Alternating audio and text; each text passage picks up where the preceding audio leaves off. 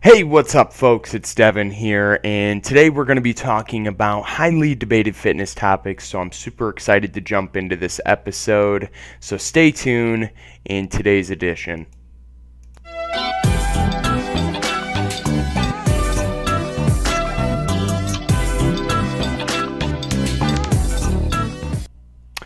So, within the fitness industry, and I'm sure most of you who have just been avid gym goers, or maybe you're just getting started in your respective fitness journey, there's probably a few things that you're already keying in on as you go throughout your endeavor, and that is some of the highly debated fitness topics and how to train your body, what's the most efficient way.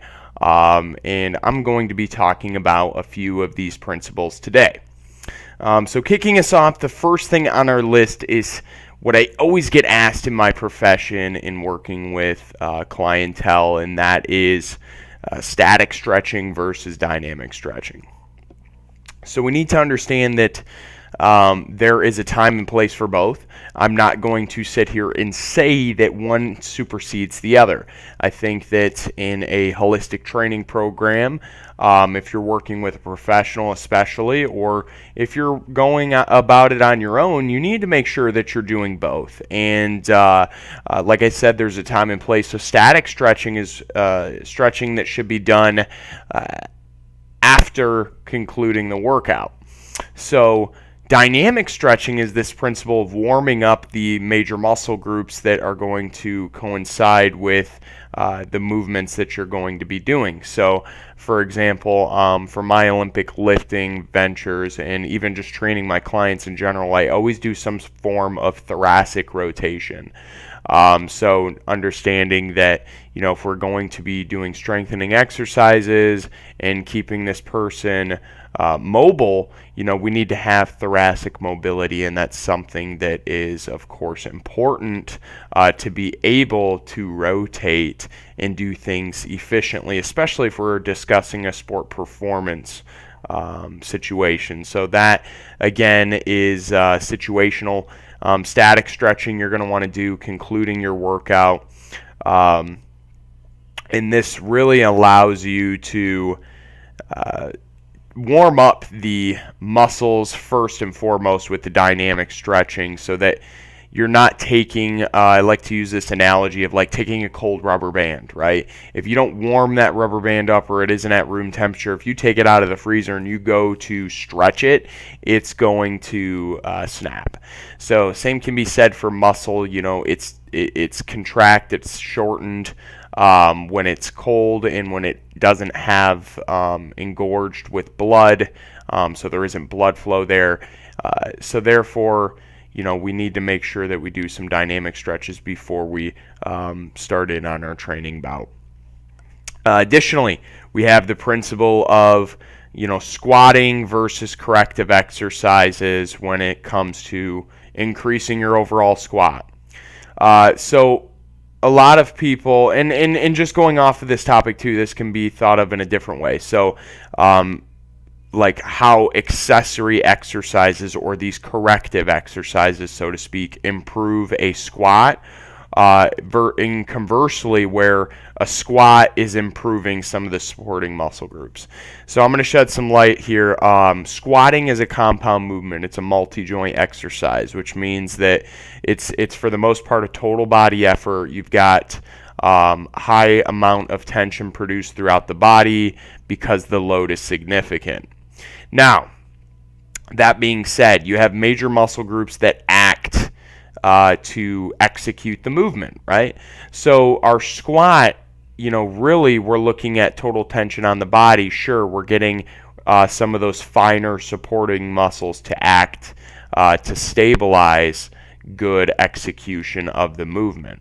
Now, that being said, if you don't train these smaller muscle groups to essentially strengthen them to stabilize heavy load training, then just squatting isn't going to be an effective solution to, let's say if you're a power lifter, increase your maximal output lifting.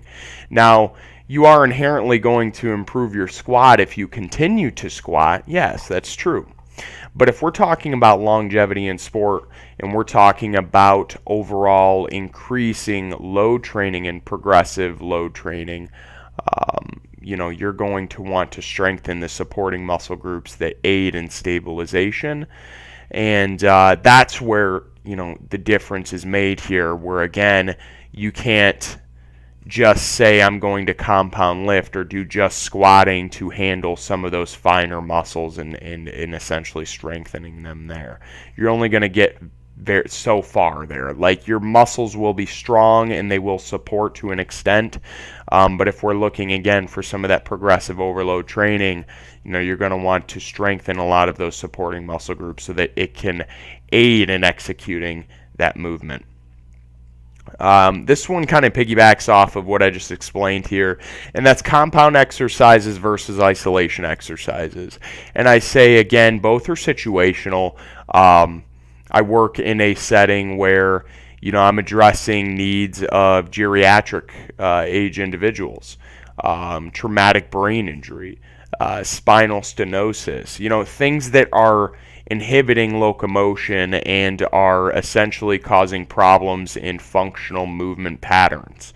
So to put somebody through a compound exercise when they're in this current fitness level isn't conducive towards their progression long term. That being said, this is an approach we have to take, and this is why it's ultimately important to do assessments with your clientele, or if you're training yourself, do an assessment with yourself, a fitness test, so to speak, to find out where you're at. I think that isolation training has a time and place. I don't think it should supersede compound lifting and vice versa. Again, both are time and place oriented, and the context of the situation matters here. So, isolation exercises are going to include a smaller group of muscles or a more isolated approach. So you're taking a single muscle group and training that muscle group. Whereas compound lifting is multi-joint exercise incorporating multiple muscles acting to execute the movement. So where this becomes important is, like I explained in that squat, right? The approach of strengthening some of those supporting muscle groups, that is where you can start to execute isolation training, where you're focused on strengthening some of those muscles that support stabilization at the joint. So for example, if we're looking at rotator cuff, we're going to want to isolate our external rotators and our internal rotators. So, understanding that those muscles act to stabilize the joint, and if we're doing heavy load training via barbell, we're going to get the most bang out of our buck and ultimately preserve optimal joint health if we're taking the time to strengthen those supporting muscles so that it can act on our maximal output training or progressive overload training. Put simply, folks, if you are doing compound lifting as a predominant way of training, you're going to benefit from isolation exercises. The converse can be said. If you're doing just isolation exercises, you can benefit significantly from doing compound training as well. So finding ways to mix those into your training efforts.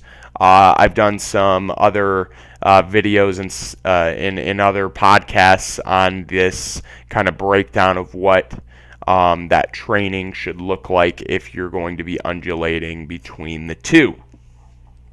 So now I want to talk about bilateral lower body training versus unilateral lower body training. So that's just a fancy way of saying single leg versus double leg training efforts. And this is what's interesting to me. I have a friend of mine who is studying at the University of Toronto right now, and he is getting his PhD there, and he's doing some magnificent work. Shout out to James Ramsey.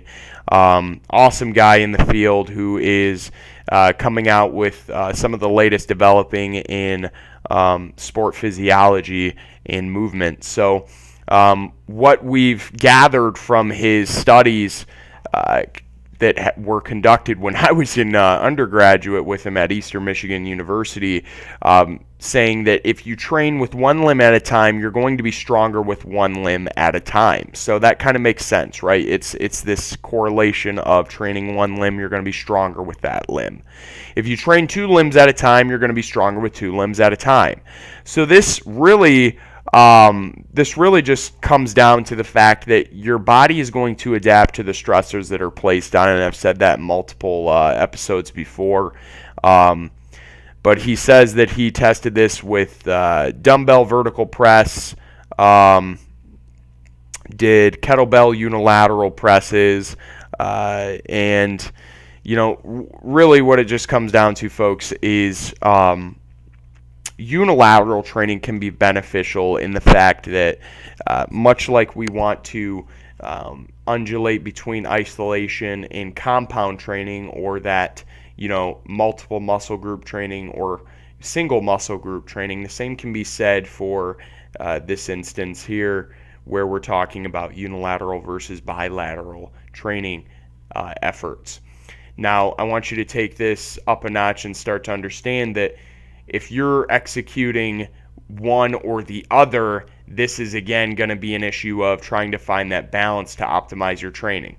Now, if you're a performance athlete and you're doing some sport specific or sport related movement tasks, whether it be having to change direction or having to work multiple direction changes, you're going to want to for sure train unilateral or single leg efforts so that you can train your musculature to, for one, stabilize at the joint more efficiently.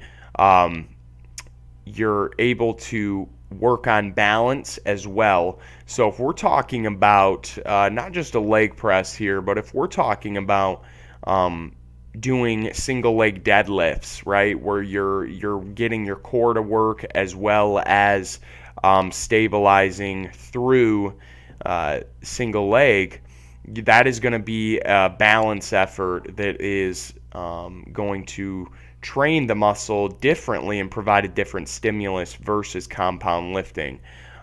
So there's some added benefits there when it comes to training stabilization factors and even rehab. I put some of my rehab clientele through balance training and unilateral training where it's needed to get some of those supporting muscles to start to engage to support balance efforts.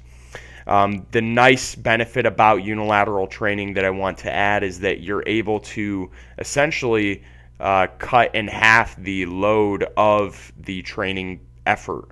So if you think about a leg press and you want to, do about 400 pounds between both legs, you're going to be loading your body with 400 pounds overall. Now, let's say you want to do 250 pounds with your single leg effort or unilateral training.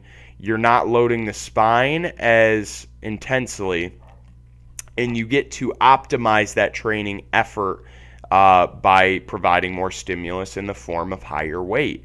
So therefore you're getting, and this is why it's important to recognize to train both. You don't want to just be an individual who trains single leg efforts consistently and only exclusively.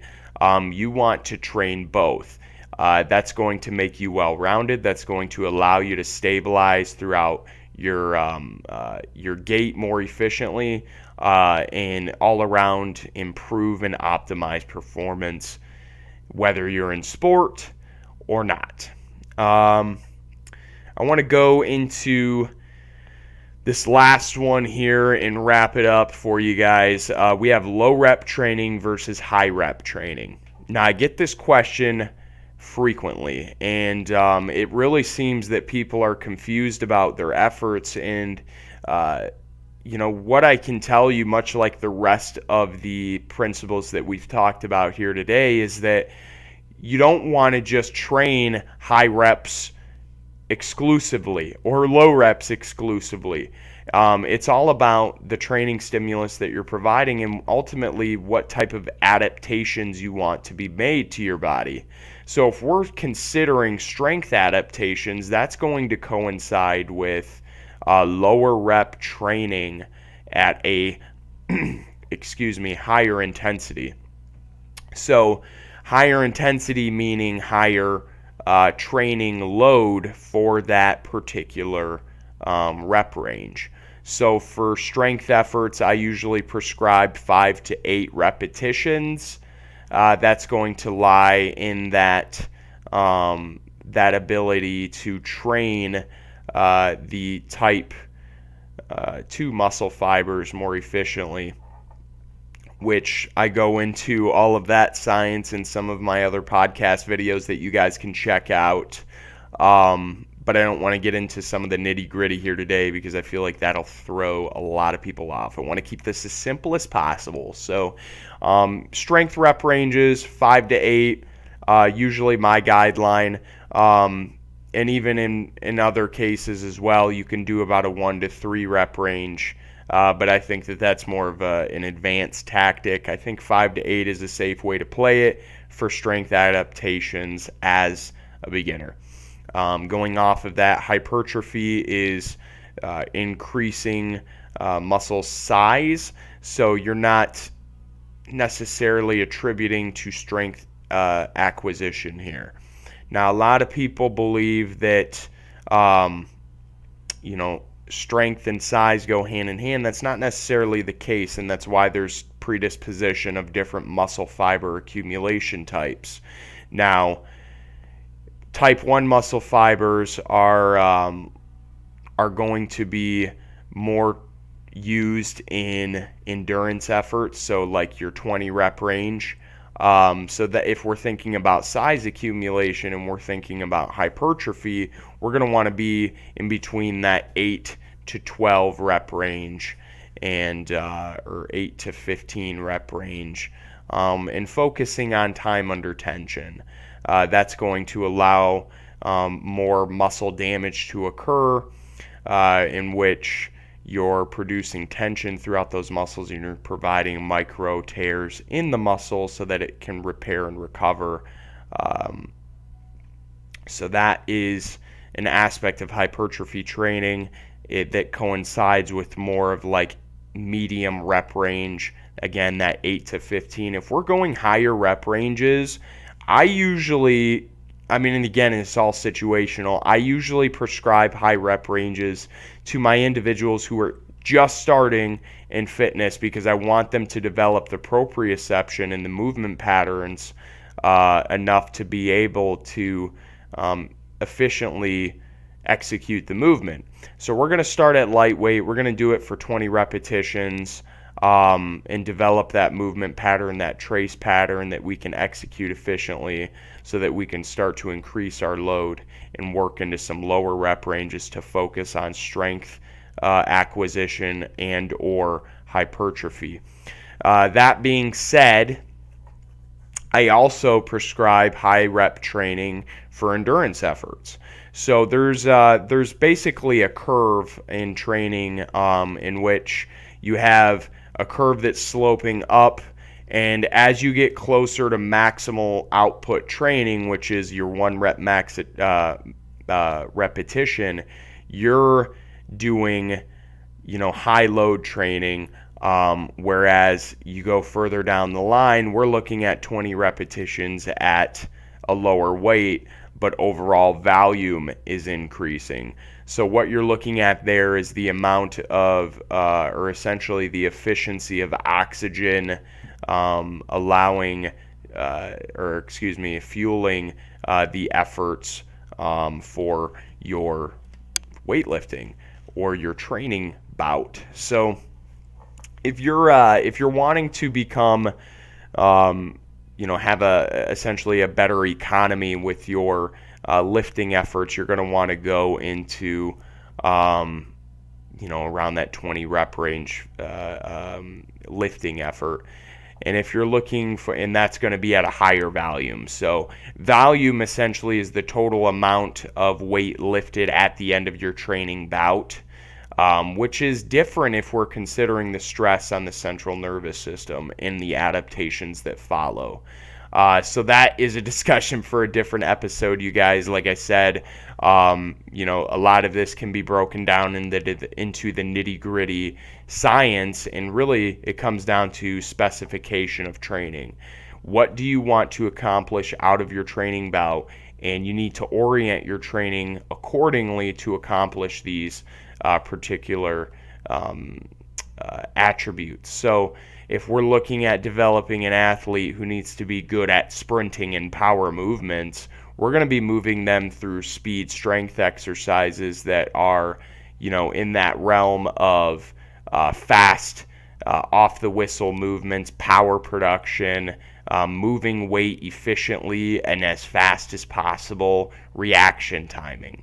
If we're looking at developing a power lifter, we're going to be doing low rep ranges, high intensity, so that load training is high, and really developing the fast twitch muscle fiber, those anaerobic efforts of 0 to 10 second efforts, whereas a training effort that is 20 rep ranges may be superseding 10 seconds, so that energy effort is more aerobic glycolysis, which is a different breakdown of fuel source versus the ATP PC system, or adenosine triphosphate fuel source, which is taking glycogen, readily available broken down carbohydrate fuel, for a high intensity or low rep range effort. Whereas, and again, guys, this is where the science comes in. So it's all situational, and that's why I act as a coach and a trainer, to be able to bridge that gap, to help you find which is going to be the most efficient way of training for yourself. I've done power sports, I've done strength sports, I've done aerobic sports, I've done it all. And what I can tell you is that each way of training, it needs to be considered when you're discussing an approach to be able to accomplish these particular attributes to aid in performance. So that was it for today's show, you guys. If you found any of this information helpful, go ahead and drop a thumbs up and subscribe to the channel. I would appreciate it if you subscribed anyway. We could always use the views, and I appreciate it, you guys. I'm really happy with the amount of growth that we've been seeing in some of the views on the channel, and I want to continue with that trend as well. So tell your friends, tell your neighbors, let them know that Devin sent you. I want you guys to be able to have a credible resource to look to for fitness principles and how to apply them in your daily life. If you guys have any questions, you know where to find me. Drop a comment in the comment box below. Otherwise, if you like listening to the talks that we have on the show, we do have our podcast that you can clearly see displayed at the bottom there.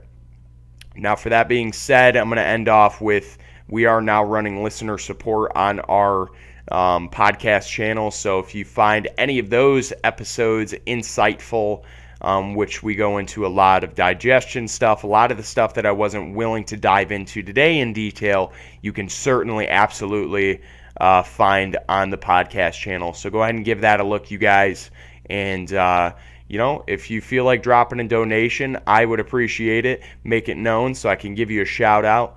Aside from that, folks, lots of stuff developing with Aspiration Athletics. I'm going to be looking for some ambassadors here pretty soon to rock out some gear for us. So if you know anybody that's interested, or you yourself is interested, and you are an aspiring individual who wants to represent something bigger than themselves, let's work together and let's grow this community. So that's it for me today, folks. Hope you guys found this information useful, and until next time, that's it with our show.